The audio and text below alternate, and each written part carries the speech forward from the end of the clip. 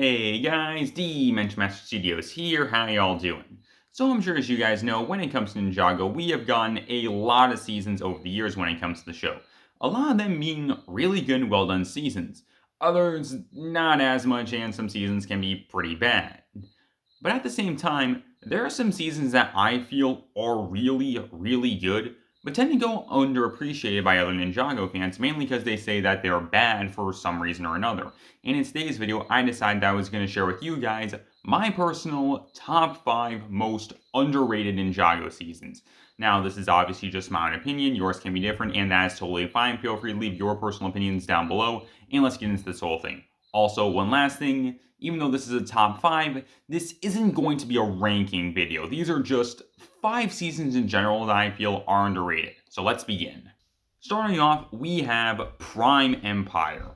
When it comes to this season, I feel like it's in a bit of an interesting position, honestly, because I simultaneously consider this season to be both underrated and overrated at the exact same time. But for me, when it comes to Prime Empire, I do legitimately like this season and I think it's really good. I like the fact that when it comes to this season, it's a more chilled and laid-back season that isn't as focused on lore and these big and massive character arcs and everything, and it's just a more simple and enjoyable season. I do definitely really like this sort of thing. I also am a big fan of the video game concept for the season. I thought that was done really well with all the Easter eggs and references that they were able to pack in. I definitely thought that was good. And I definitely really like the visual style that this season had with the whole just sort of video game-like look that it had. It wasn't anything big or major, and the season does still kind of look like the other Wild Brain seasons, but still, this season I think visually looks absolutely incredible. And when it comes to the music, I like the fact that there's a lot of video game-like sounds going on when it comes to this season. That was definitely a nice touch, and I really appreciated it. Up next, we have The Island.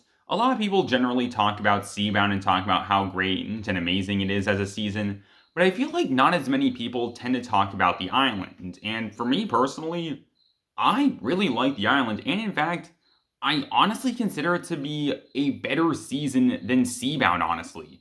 While the season is pretty short and is meant to be a prologue for Seabound, the stuff that we actually get during the season, it's pretty good.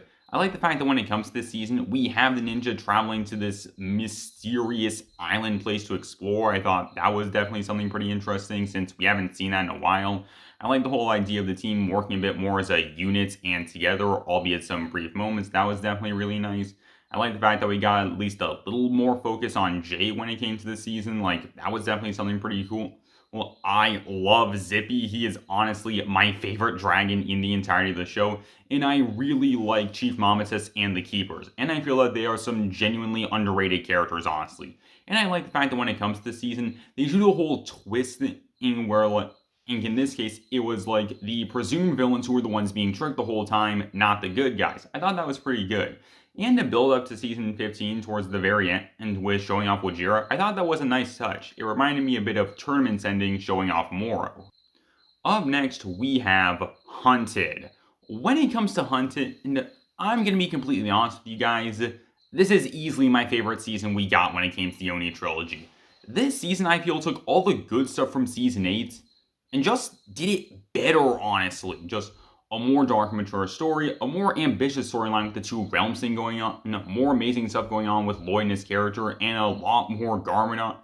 And I think that when it comes to Garmadon, he was easily the best part of the entire Oni trilogy, without question. Seriously, Hunted is just such an amazing season for all the stuff that we have.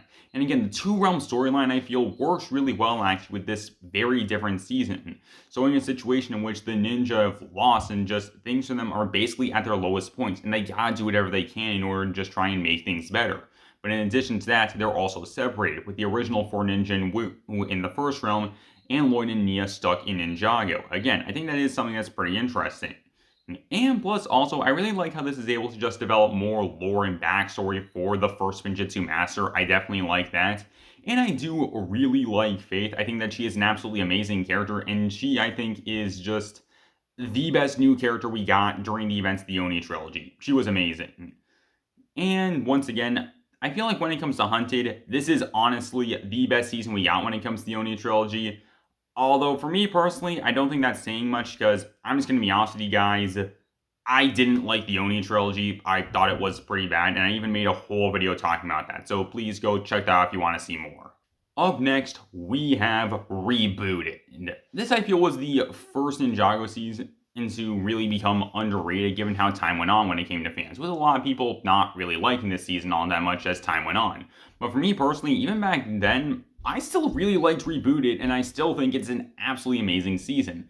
I like the fact that when it comes to this season, it's this more technological and sci-fi focused season. And as a fan of sci-fi, I really like seeing that. And I like the fact that when it comes to this season, this is a Zane focused season. And since Zane is my favorite ninja and character when it comes to the show, that was definitely something really amazing to see. And I like that when it comes to Zane, we just get a chance to see him not be entirely too sure about who he is and him just questioning his humanity a bit. Like, is he more robot or human? I definitely thought that was something pretty interesting to see.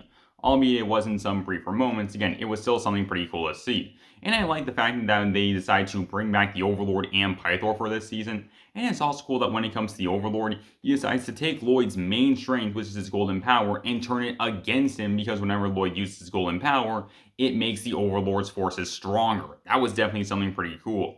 And how can I talk about Rebooted without talking about Zane's sacrifice? Zane's sacrifice to this day is still my personal favorite moment in the entirety of Ninjago, because I feel like when it comes to this moment, it perfectly sums up Zane's character. Because when it comes to this moment, Zane is putting everything on the line in order to protect everyone who he cares about, and he doesn't care about what's going to happen to him as a result. He knows that because of this, he's going to die, but he doesn't care. He just wants to protect the people who he cares about. And in this moment, it shows that Zane is a true hero. And again, I still love this moment even to this day. I know I said that I wasn't going to be doing a ranking thing, but honestly, this season without question I feel is the most underrated season in all of Ninjago. With that easily going to number 1, the Ice chapter. And to a lesser extent, season 11 as a whole. Well, for me, I definitely have my issues when it comes to the Fire chapter, and I don't consider it to be that great of a season. Overall, I do still think that season 11 is a pretty good season with a lot of really good things about it. And the Ice chapter is definitely one of those things, honestly. The Ice chapter, I feel, is absolutely amazing and incredible. I made a whole video talking about this, so for a short version when it comes to the whole situation, just everything in this season is fantastic. The episodes and music are incredible. I like the fact that when it comes to this season, all the ninja, with the exception of Jay, get some kind of storyline, which in some way contributes to the overall plot of the season. Something that we rarely get when it comes to the show. I love Vex. I think he's an absolutely amazing villain. And honestly, I feel like he's the best villain we have ever gotten in the show since Nanakon. This season has so many great and well-done emotional moments. And Akita is just absolutely one of the best characters in the entirety of the show, without question, and I think is easily the best ninja ally, female character, and new character we have gotten since the movie, honestly. Just seriously, Akita is just absolutely amazing and incredible. And just, again, when it comes to the Ice chapter, this season is so great and amazing, honestly. And I honestly feel like if the Fire chapter and Ice chapter were split apart into their own separate seasons, a lot more people would just see how great of a season the Ice chapter really is. And so that's pretty much all I got for you guys. So tell me down below, what do you guys think? In your guys' opinions, what do you think the most underrated seasons for Ninjago are? Again, tell me down below, and I hope you guys enjoy. Later, guys, this is Dimension Master Studios, signing out.